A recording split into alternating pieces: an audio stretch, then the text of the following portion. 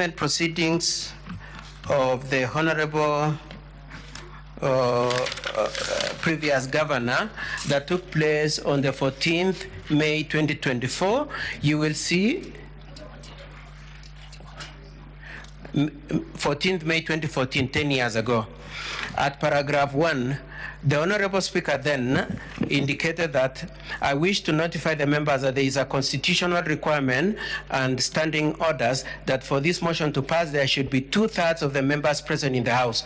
So the clerk, before the motion is moved, kindly confirm that we have 32 members. It is clear 10 years ago that the Kericho County Assembly was very clear in its mind that any impeachment or the threshold of 2/3 requires 32 out of 47. I would like to cite another example that happened 2 years ago, and that is at page 37.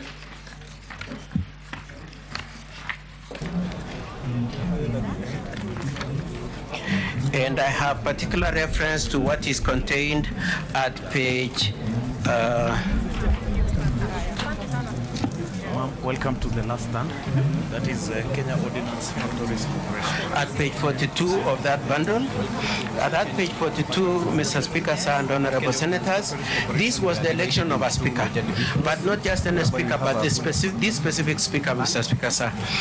And in that discussion also, whether he could take office or not, it was discussed to this effect when it was being presided by the clerk.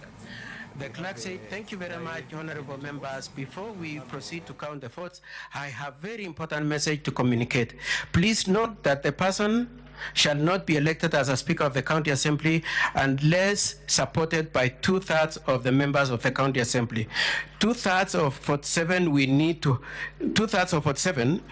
32 votes or more. And that if we don't get that, then we'll have to repeat the elections.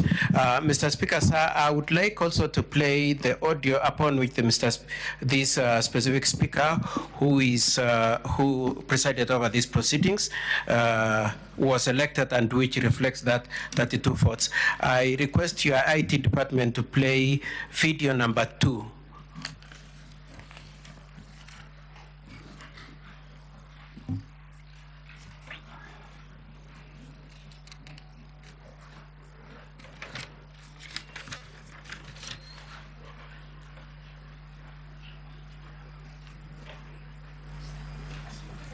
That's not video number 2. Video number 2 is with the speaker. I don't know whether they are playing video number 2 of.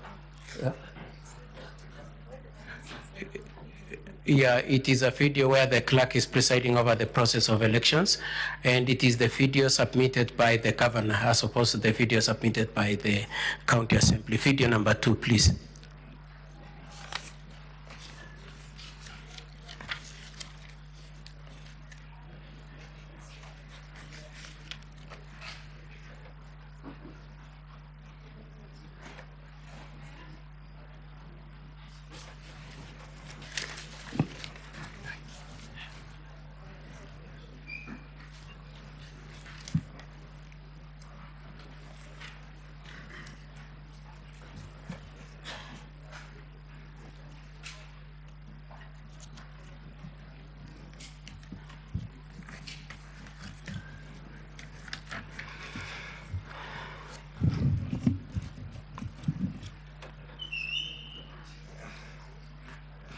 Mr. Speaker, sir, can I proceed and then we come back to the video when it's found so that we save on time?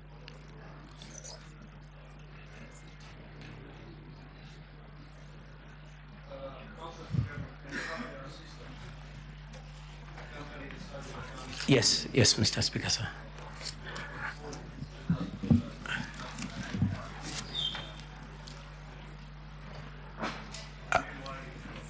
I'm sorry, Mr. Speaker, sir, I didn't hear you. Yes, he's gone. He's just left.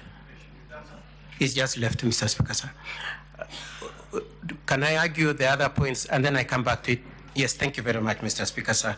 So apart from relying on those two instances, the 2014 criteria by Kericho County government determining that 32 is the required threshold to meet 2/3 for purposes of the impeachment of the predecessor of Honorable Dr. Eric Mutai.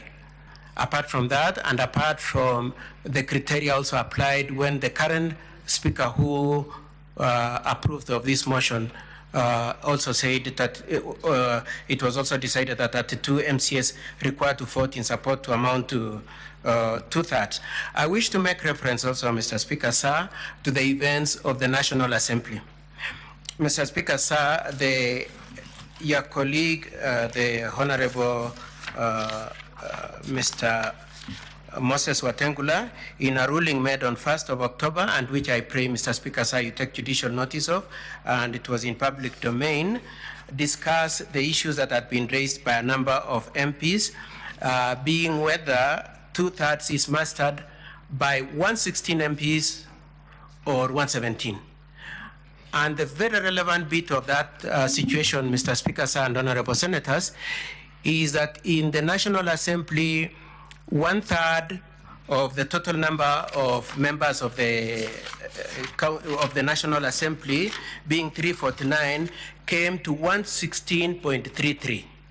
And so we find similarity with our case, being the 0.3 into 1.3 is the same as what happened in the National Assembly, being 116.3. And the Speaker was very categorical, saying that then the 2/3, for purposes of the 1/3 to approve the impeachment motion for the Deputy President, would require 117, being that you move a step further. You don't scale down to 116, you scale up to 117. And Mr. Speaker, sir, that ruling by Honorable Moses Watengula is dated 1st of October 2024, and it was in public domain. And we pray, Mr. Speaker, sir, and honorable senators, that the criteria used to elect the Speaker, the criteria used to impeach Honorable Chikpony, the criteria used to consider the impeachment of the Deputy President, I know it hasn't happened, the criteria used to approve the impeachment of the Deputy President at the National Assembly used one formula, being that you move a step further, because you cannot have a fraction of a person. That criteria should not then change in the case of Eric Mutai and be that you scale down just because it is Eric Mutai. It is our argument that that would be discriminatory. The last incident that I wish to cite is the events of Nyamira County government. In that county government, there are 34 members of county assembly. And out of the 34 members of the Nyamira County Assembly, constituted of 15 nominated and 20 elected, the 1/3 was found to be 11.3. We again find the same 31.3, the 0.3 in the case of Nyamira. And in that case, the County Assembly of Nyamira adopted the approach that the 0.3 requires that you scale up to 23 people, as opposed to, 11 people, as opposed to coming back to 10 people. And for that reason, then, Mr. Speaker, sir, I insist that it would be discriminatory to deem the motion that has been brought to this Assembly, to this Senate, as being competent to the extent to which